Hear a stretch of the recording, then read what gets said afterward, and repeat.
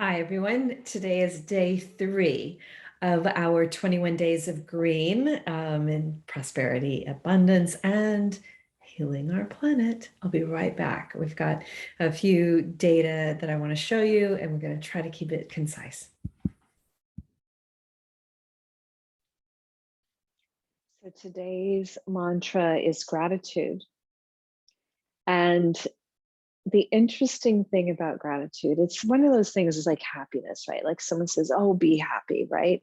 Like there are definitely steps that you can take, but happiness is a feeling that comes up organically when certain things are moving right in your life.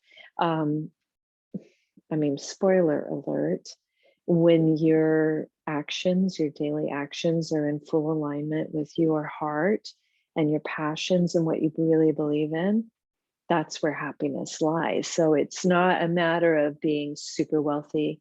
And it's not that if you are in more modest means that you can't be happy. It's more, we've seen like Mother Teresa, some of our most beloved world leaders are not necessarily super wealthy. Jesus was very famously, you know, um, basically not really with a home, Gandhi, a lot of that might have been something he did to himself, but he was not, definitely living in an opulent circumstances. So you don't have to, a lot of our beloved leaders, Martin Luther King certainly wasn't the richest person on the planet. It wasn't, destitute or anything like that. He was probably doing pretty well in, being a world leader and a preacher, but he wasn't the richest guy in the world, right? And again, I know very wealthy people that are very happy, but they are always going to have something in alignment with their soul and their heart's calling in order to be there. So, what can we do?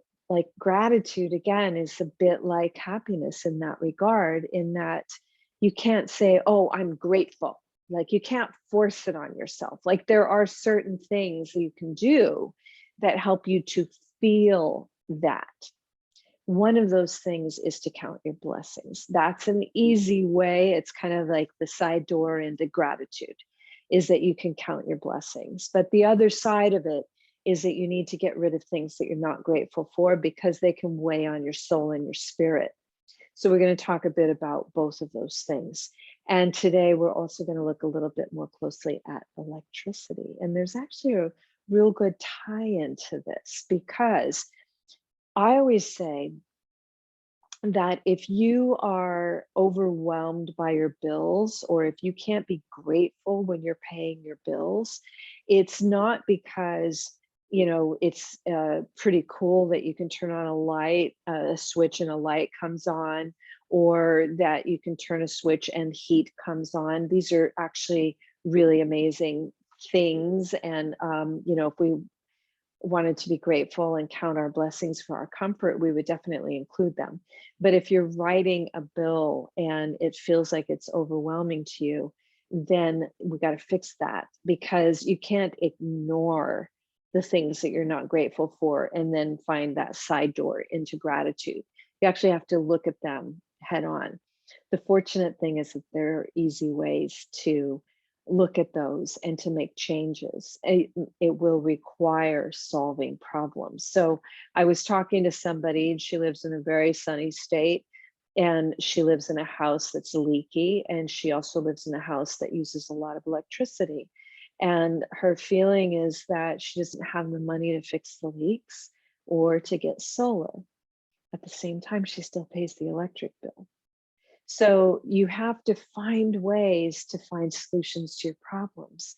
Is it going to be that you have to borrow money to fix the leaks, to get the solar, and maybe pay a little bit of interest on it, which in today's world is so low anyway, and reduce your electric bill to $35 from hundreds of dollars, and be able to pay that loan back in a few years, and then enjoy not only, and this is a person that's green, so they would enjoy that satisfaction of doing what's right for the planet. At the same time, in a few years, they're going to also, oh, well, immediately, they're going to start enjoying like electric bills that are a fraction of what they normally were. So when you speak to people who have solar, particularly, again, it's really important to get the footprint down. So passive house standards, basically fixing the leaks. You don't want to heat and cool the outside air, right?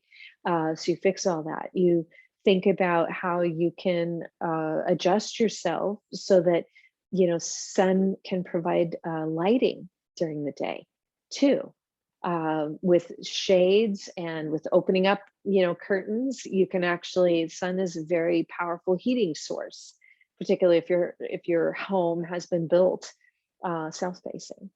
So you want to be cognizant of all the things that you can do. And again, these are time proven strategies. So go to, Google passive house, Google to find out, look, there are people, we have a lot of Canadians, we have a lot of people from Australia, England, all over the world that listen to this and watch this. So find out if your local authority has either funding sources for the renewable energy that's right for your area, or if it should just be renewable energy to the grid for your area, and you should be more of an activist there, or if there's some way that you can select for that.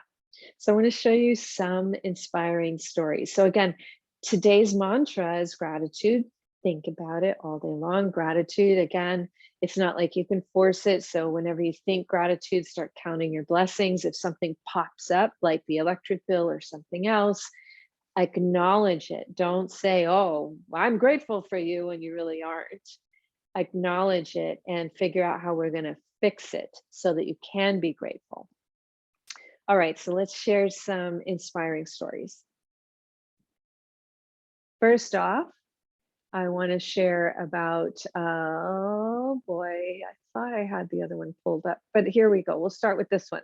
So in Poundbury, the town was built by the Prince of Wales. He's a very wealthy man, but he seems to be really happy and that he's following his passion. He has been one of the loudest voices, and definitely the loudest voice of any world leader, outside of maybe His Holiness the Dalai Lama and some maybe Desmond Tutu and a few other people like that. But position of power, definitely the loudest since the 1970s. And so when he built Poundbury, it was designed to promote micromobility, and he wanted the heating to be powered by something that was going to be renewable. They determined that for that area, the best choice was going to be anaerobic digestion. So Poundbury had the UK's first gas to grid biomethane anaerobic digester. There are now hundreds of them, and it's a big piece of their renewable. And they've, as I said, I did check on that, it was 43%. So 43% by renewables, a good portion of that was anaerobic digestion.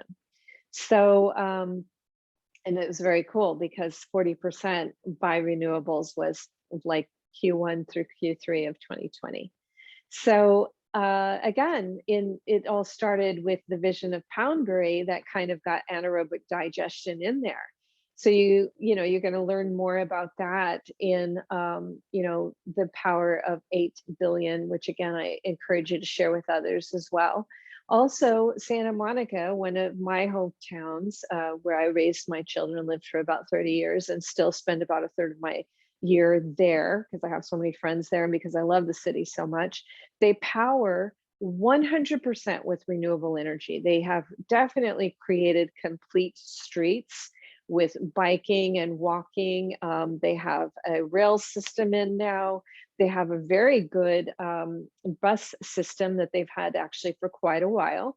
And again, cities can transform. I told you, when I was in Santa Monica and I was a young mom and I was riding a bike to go to Santa Monica College, there were no bike lanes. And they have big, beautiful bike lanes now, full of bikes and e-scooters and all kinds of things. So it's doable. You just have to do it. And sadly, the bike lanes usually come after the activists that just start riding bikes. So, you have to find a way to make that as safe as possible. All right, I want to show you a few other things about electricity, just so you understand where you can look them up.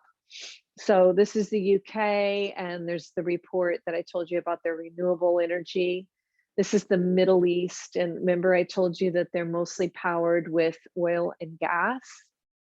And Qatar is the worst emissions per person.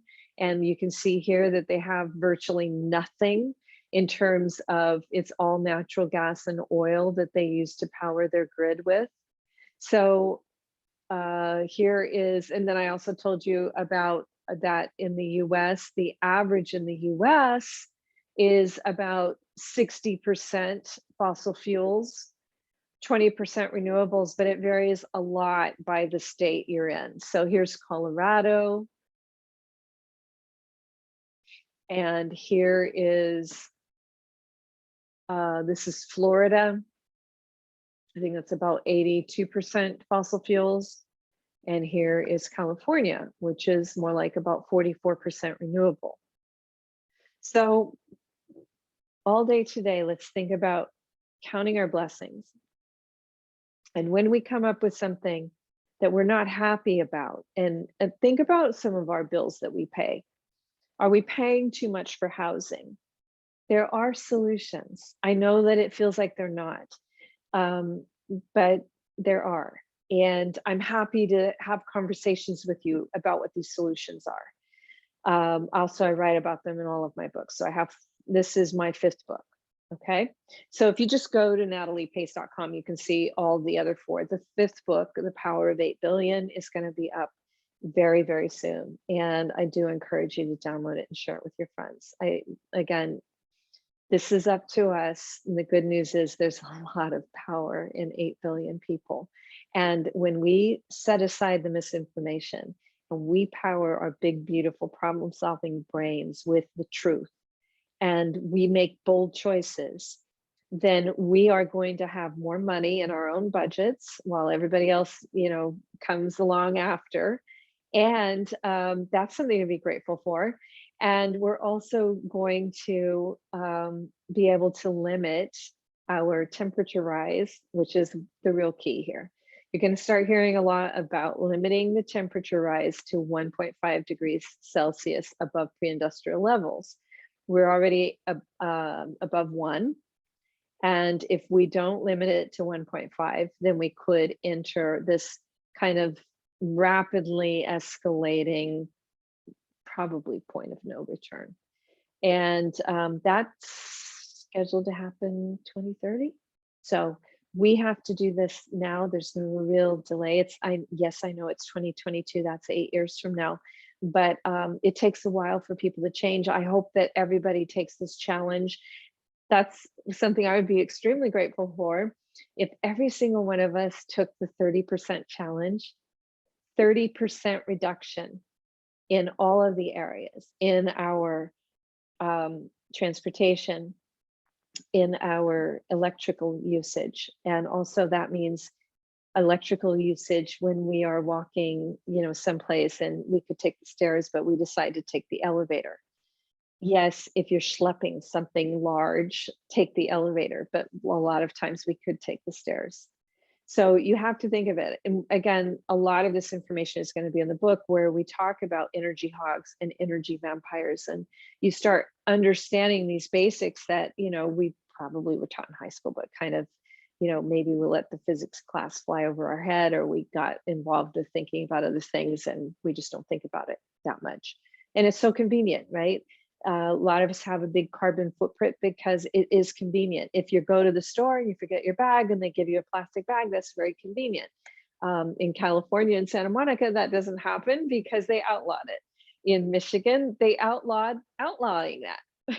So it's up to us. We can do this, and I'm grateful for you. And I'm grateful for my life, which is in alignment with what I believe in, because I made hard choices and because I continue to. Again, I'm not bragging about this because it is freaking hard. It's not easy, but it's very rewarding. And it's a party I welcome you to join, and let's have some fun with it and share it. And we'll talk more about how we can share that tomorrow, day 4. All right, see you then.